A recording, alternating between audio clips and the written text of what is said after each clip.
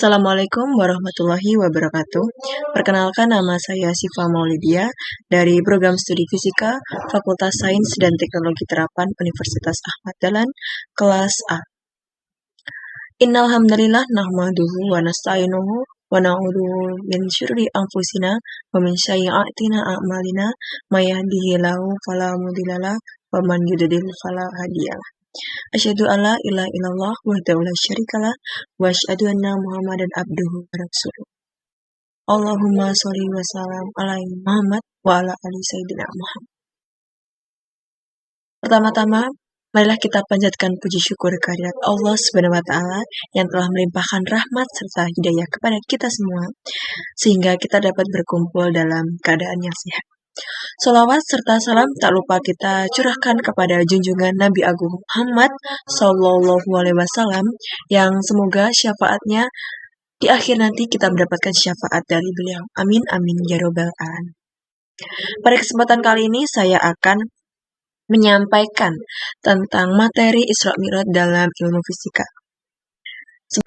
Isra Mi'raj.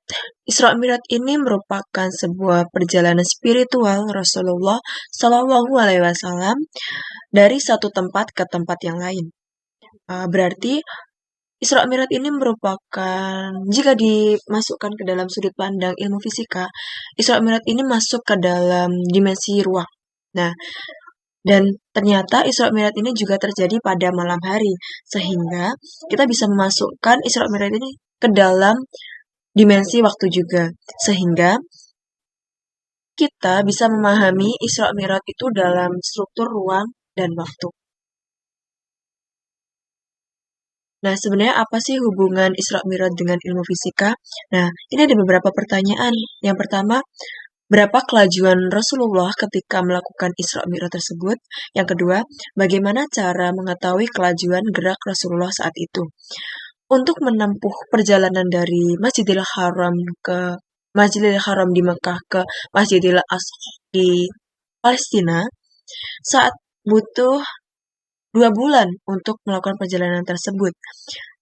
Namun, pada saat itu Rasulullah Shallallahu Alaihi Wasallam melakukan Isra dan Mi'raj hanya dalam 1 malam saja.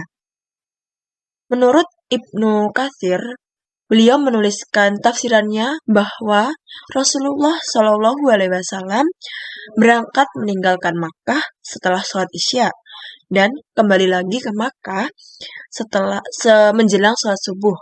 Nah, jika kita melakukan pendekatan logika atau logis untuk mempermudah perhitungan, maka kita bisa memperkirakan bahwa Rasulullah SAW berangkat pukul 8 malam dan kembali lagi sebelum pukul 4 subuh. Yang artinya beliau melakukan perjalanan pulang dan pergi atau PP selama 8 jam. Untuk 4 jam berangkat dan 4 jam lagi pulang. Nah, menurut hadis tadi itu kurang adil jika kita hanya tidak menjelaskan tentang Isra Mi'raj. Maka kita harus mencari tahu melalui pendekatan-pendekatan fisika dari beberapa informasi terkait. Dalam peristiwa Isra Mi'raj ini, beliau ditemani oleh malaikat Jibril.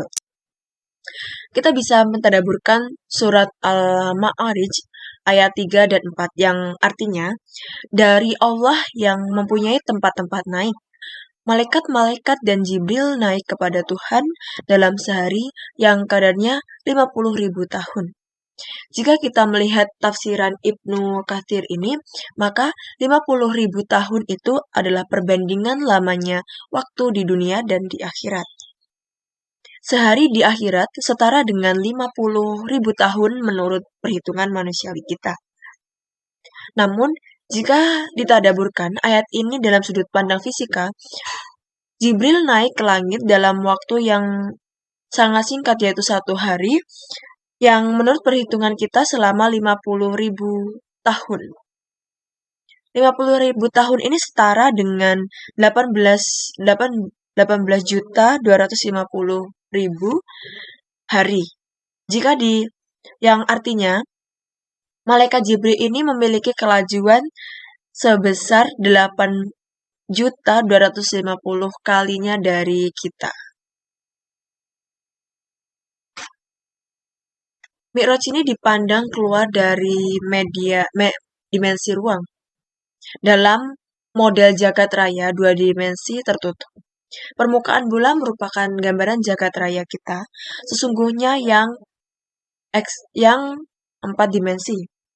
Dalam jagat raya dunia dimensi ini, kita tahu bahwa masih terdapat ruang ekstra di luar jagat raya ini.